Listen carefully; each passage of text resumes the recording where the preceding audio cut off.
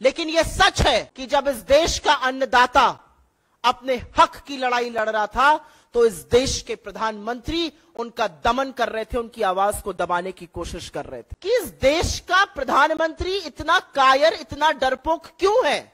Wall street journal ये खबर चलाने वाली है कि ट्विटर ने राहुल गांधी जी के अकाउंट को ब्लॉक किया है। स्मृति ईरानी जी जा रही थी, पत्रकार ने सवाल पूछने की हिम्मत दिखाई, 12 घंटे से अंदर में पत्रकार की नौकरी खाली। कल एक बड़ी खबर आई कि कोविन, पता चलता है कि यह डेटा सरेआम लीक हो रहा है। टेलीग्राम का एक बॉट लगातार यह डेटा लीक कर रहा है और डेटा लीक बड़े बड़े नेताओं का हुआ, भाजपा के भी नेताओं का हुआ। सोचिए कि जब 3 काले कृषि कानून आए थे, किसान विरोधी कानून, उनको खालिस्तानी, उनको पाकिस्तानी, उनको आतंकी तो कहा ही जा रहा था, साथ में ट्विटर जैसे प्लेटफॉर्म्स को यह भी रहा था अगर उनको दिखाया तो आपका भारत में बोरिया बिस्तर हम बंद कर देंगे और आप पर छापे मारे जाएंगे। और याद रखिएगा, अपने घमंड और अहंकार में चूर्ण इस देश का डरपोक तानाशाह प्रधानमंत्री तब तक चुप रहा जब तक 700 से ज्यादा किसानों की शहादत नहीं हो गई। और चुनावी नफा नुकसान देखते हुए 3 काले कृषि कानून वापस लिए। लेकिन यह सच है कि जब इस देश का अन्नदाता अपने हक की लड़ाई लड़ रहा था तो इस देश के प्रधानमंत्री उनका दमन कर रहे थे, उनकी आवाज को दबाने की कोशिश कर रहे थे। और आपको याद दिला दूं, यह मई 2021 की बात है। किसान आंदोलन चल रहा था, अपनी चरम सीमा पर था। आंदोलन को दबाने के लिए किया गया था। मैं आपके साथ एक और डेटा साझा करूंगी, लेकिन उसके पहले एक ही सवाल है कि इस देश का प्रधानमंत्री इतना कायर, इतना डरपोक क्यों है? इस देश की सरकार, 140 करोड़ लोगों के इस देश की सरकार 21 साल की एक क्लाइमेट एक्टिविस्ट से डरती है, पॉप सिंगर रिहाना से डरती है, वो छोटी सी बच्ची ग्रेटा थनबर्ग से डरती है। इस देश की सरकार मीडिया से, खासतौर से उस मीडिया से जो सवाल पूछता है, इतना डरती है कि एक लंबी फहरिस्त है मेरे सामने जिसमें मैं लगातार बता सकती हूं कि किन किन लोगों पर सीबीआई की, ईडी की, इनकम टैक्स की रेड हुई क्योंकि वो सच दिखा रहे थे। अब चाहे वो भास्कर हो जो कोरोना काल का सच दिखा रहा था, चाहे वो न्यूज क्लिक हो, चाहे वो न्यूज लॉन्ड्री हो, चाहे वो भारत समाचार हो, चाहे वो वायर हो, चाहे वो क्विंट हो, चाहे वो प्रणॉय रॉय हो, चाहे वो तमाम ऐसे लोग जिन्होंने सच दिखाने की और सवाल पूछने की हिम्मत दिखाई, उनको रेड किया गया और ये चुप कराने की साजिशें रची गई। लेकिन क्योंकि हम ट्विटर की बात कर रहे हैं, आपके सामने एक आंकड़ा है और इसको भी मैं साझा कर दूंगी आपके साथ। आपको याद होगा, अगस्त 2021 राहुल गांधी जी का अकाउंट ट्विटर ने ब्लॉक किया था। उनका कहना था उनकी किसी गाइडलाइन का उल्लंघन हुआ है, जबकि चेहरा विक्टिम का नहीं, विक्टिम की फैमिली का था। लेकिन बहरहाल अगस्त 2021 में राहुल गांधी जी का ट्विटर हैंडल ब्लॉक किया जाता है और अगले 6 महीने तक उनका ट्विटर ग्रोथ, उनकी सब्सक्राइबर ग्रोथ, उनकी फॉलोवर ग्रोथ बिल्कुल नगण्य हो जाती है। और जब फरवरी 2022 में वॉल स्ट्रीट जर्नल यह खबर चलाने वाली है कि ट्विटर ने राहुल गांधी जी के अकाउंट को ब्लॉक किया है और उनकी सब्सक्राइबर ग्रोथ ब्लॉक हो गई है और ट्विटर को चिट्ठी लिखी जाती है, तुरंत ये जो शैडो बैन था ये हट जाता है और लगातार उसके बाद सब्सक्राइबर में ग्रोथ आ जाती है। तो मैं आज ये क्यों ना कहूं कि ट्विटर ने ये ब्लॉकिंग, ट्विटर ने ये शैडो ब्लॉकिंग, सब्सक्राइबर ग्रोथ पर ब्लॉक करना सरकार के कहने पर किया था। और ये जो 6 महीने का बैन था, ये सरकार के दबाव में आकर किया गया था, जिससे विपक्ष की सबसे मजबूत आवाज को भी ट्विटर जैसे प्लेटफॉर्म पर ब्लॉक किया जाए। और ये कहानी सिर्फ ट्विटर तक सीमित नहीं है। हम सबको पता है कौन से पेज डिलीट होते हैं, हम सबको पता है किसके पोस्ट डिलीट कराए जाते हैं, फेसबुक से, यूट्यूब पर किसको रिस्ट्रिक्शन करा जाता है, ये सर्वविदित है। लेकिन ट्विटर का एक फाउंडिंग सीईओ, फॉरवर्ड सीईओ अगर ये कह रहा है कि सरकार ने इस कदर दबाव बनाया था कि अगर किसानों को दिखाया गया तो आपके घरों पर छापे पड़ेंगे, ये असलियत है 56 इंच की छाती की। और 56 इंच की छाती डरती इतना ज्यादा है, कुछ एग्जाम्पल्स तो मैंने आपको दिखा दिए, लेकिन वो डरते इतना ज्यादा है कि कोई सवाल पूछ ले तो नौकरी खाने पर आमादा है। अभी थोड़े दिनों पहले अमेठी में सबने देखा, स्मृति ईरानी जी जा रही थी, पत्रकार ने सवाल पूछने की हिम्मत दिखाई, 12 घंटे से अंदर में पत्रकार की नौकरी खा ली। बड़ा संतोष आया होगा, बड़ी संतुष्टि आई होगी। नौकरी एक बना नहीं सकते, लेकिन खाने में सबसे आगे रहते हैं।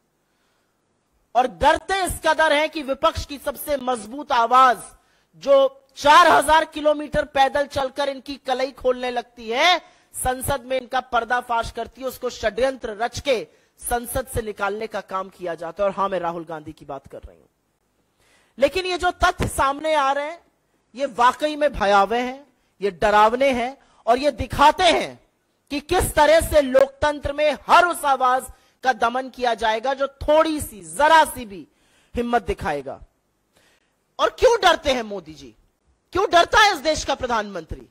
इस देश का प्रधानमंत्री इसलिए डरता है क्योंकि करोड़ों रुपए खर्चा कर कर एक रंगी पुती छवि बनाई गई है, और जब ऐसे सच सामने आते हैं तो वो छवि ध्वस्त हो जाती है और बेनकाब हो जाता है कायर तानाशाह। मैं मोदी जी की जो कायरता है उस पर 2 बात जरूर बोलूंगी, क्योंकि जब भी आप इनको सच का सामना कराइए, जब भी आप इनको आईना दिखाइए, तो अंतरराष्ट्रीय साजिश का एक बहाना बनाया जाता है। और जैसा कि हमेशा होता है, सरकार की ओर से एक बेसिर पैर का ट्विटर ने फलाने कानून का उल्लंघन किया। किस कानून का उल्लंघन किया किसी को नहीं पता है। हां, एक कानून का उल्लंघन किया, शायद चरण वंदन पे थोड़ी कमी कर दी होगी, यह कानून का उल्लंघन था। सरकार की ओर से और खासतौर से भाजपा के प्रवक्ताओं की ओर से, भाजपा के सांसदों और मंत्री की ओर से जबरदस्त ट्वीट्स आने शुरू हो गए। पर मुझे लगता है कि यह स्क्रिप्ट भी जो है वो उबाऊ हो चुकी है और तानाशाह का असली चेहरा सामने आ गया। सॉरी, तानाशाह का असली चेहरा सामने आ गया है। तानाशाह का मुझे लगता है अगर आप गूगल में डालिए तो शायद ये चेहरा सामने आता है। अब इनको पीछे करते हुए ये चेहरा सामने आने लगा है। लेकिन ये तानाशाह डरपोक है। ये तानाशाह इसलिए डरपोक है क्योंकि ये किसानों के खिलाफ अपनी निरंकुश पुलिस, ये किसानों के खिलाफ एनआईए, ये किसानों पर लाठियां बरसाने का काम करते हैं और सच को छुपाने का काम करते हैं। और वो सच बार बार उजागर होता है और आज सरकार को यह बताना है। और ये जो बेकार के तथ्य कहे जा रहे हैं कि वो झूठ बोल रहे हैं, आज जैक डॉर्सी को झूठ बोलने की क्या जरूरत है? उनको झूठ बोलने से क्या मिलेगा? क्या वो ट्विटर के सीईओ हैं? क्या वो ट्विटर के बोर्ड पर हैं? 2021 में वो सीईओ बनना बंद हो गए थे, 2022 मई से अगर मैं गलत नहीं हूं या मार्च से वो बोर्ड पर नहीं है। उनको क्या मिल रहा है ये सच उजागर कर कर? मुझे लगता है इस देश के लोकतंत्र को जो कमजोर करने की बात राहुल गांधी कहते हैं, इससे बड़ा प्रमाण दूसरा कोई नहीं है कि चुन चुन कर प्लेटफॉर्म्स को यह कहा जा रहा है कि असलियत मत दिखाइए, असलियत को छुपाओ, नहीं तो हम तुम्हारे ऊपर छापे मारेंगे, तुम्हारे दफ्तरों को बंद कर देंगे। यह असलियत है सरकार की। एक और असलियत है और उस पर संक्षिप्त में बात करके आपके सवालों का जवाब देंगे हम, और यह असलियत है डेटा ब्रीच की। कल एक बड़ी खबर आई कि कोविन का जो डेटा था, आप सबको याद होगा कोविड काल के दौरान अगर वैक्सीन चाहिए थी तो एक ही तरीका था, कोविन पर जाइए, अपना फोन नंबर, अपना आधार या पासपोर्ट या सेंसिटिव डेटा भरिए, उसके बाद आपको अपॉइंटमेंट मिलता था, आपको जाकर कोविड की वैक्सीन लग रही थी। और एक बात यह भी सच है कि एक ही फोन पर हो सकता है अपने घर वालों को, अपने मित्रों को, संबंधियों का भी रजिस्ट्रेशन किया गया था। पता चलता है कि यह डेटा सरेआम लीक हो रहा है। टेलीग्राम का एक बॉट लगातार यह डेटा लीक कर रहा है, और डेटा लीक बड़े बड़े नेताओं का हुआ, भाजपा के भी नेताओं का हुआ, श्री चिदंबरम का हुआ, विपक्ष के और लोगों का हुआ, डीएमके के नेताओं का हुआ। लगातार पता चल रहा है कि यह डेटा कैसा लीक हो रहा था। सारा डेटा अवेलेबल है, क्या डेट ऑफ बर्थ है, क्या पासपोर्ट नंबर है, क्या आधार आईडी है, सारा डेटा लीक हो रहा है। और सरकार का डिफेंस आप सुन लीजिए क्या है। सरकार के जो आजकल सबसे बड़े विश्वगुरु बने हुए एक और मंत्री हैं, जो राज्य मंत्री हैं इंफॉर्मेशन टेक्नोलॉजी के, उनका डिफेंस क्या है? नहीं नहीं, ये कोविन डेटा लीक नहीं है, ये कोई पहले का डेटा कोविन का लीक हुआ था, उसका ब्रीच हुआ था, वहां से आ रहा है। तो हमारे कुछ सवाल हैं इस पर। जो पहले का डेटा लीक, जिसको alleged breach and stolen data कहा जा रहा है, क्या उसके बारे में सरकार ने कोई कार्रवाई की थी? ये पब्लिक क्यों नहीं किया गया कि वो कौन सा डेटा था? एफआईआर क्यों नहीं लॉन्च करी गई? ये कहां से डेटा लीक होता है? कैसे एक थर्ड पार्टी टेलीग्राम पर सिर्फ नंबर डालने से सारा डेटा मिला जा रहा है? क्या है यहां का डिजिटल पब्लिक इंफ्रास्ट्रक्चर? लगातार सरकार आपका डेटा बटोरने की कोशिश करती है, क्या वो कोविन ऐप हो, क्या वो उमंग हो, क्या वो डिजी यात्री हो, लगातार लोगों का डेटा लिया जाता है। आप डेटा लेते क्यों है जब आपसे डेटा संभलता नहीं है? ये पहली बार तो उल्लंघन है नहीं। और एक बात यह भी सच है कि 2017 में इस देश के उच्चतम न्यायालय ने, इस देश के सबसे बड़े न्यायालय ने डेटा को राइट टू प्राइवेसी बताया था। उस राइट टू प्राइवेसी का क्या हो रहा है? सरकार ने कमेटी बना दी, सरकार ने कंसल्टेशन किया, अब फिर से पूरा कालचक्र शुरू हो रहा है डेटा के कानून का। तो सवाल यह कि यह डेटा गया कैसे कोविन ऐप से, किसके पास गया, और सरकार की क्या जिम्मेदारी? क्या सरकार यह कहकर बच जाएगी कि पुराना डेटा था, तो वो पुराना डेटा कैसे लीक हुआ?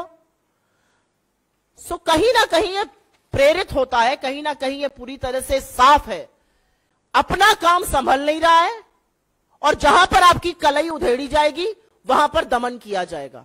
अपना डेटा संभल नहीं रहा है, लेकिन किसानों की असलियत ना बाहर आ जाए, किसान कानून जो बने थे उसकी असलियत ना बाहर आ जाए, तो ट्विटर जैसे प्लेटफॉर्म्स को, किसानों के आंदोलन को दिखाने वाले अकाउंट्स को बंद करने के लिए दबाव बनाया गया, और बंद भी हुए।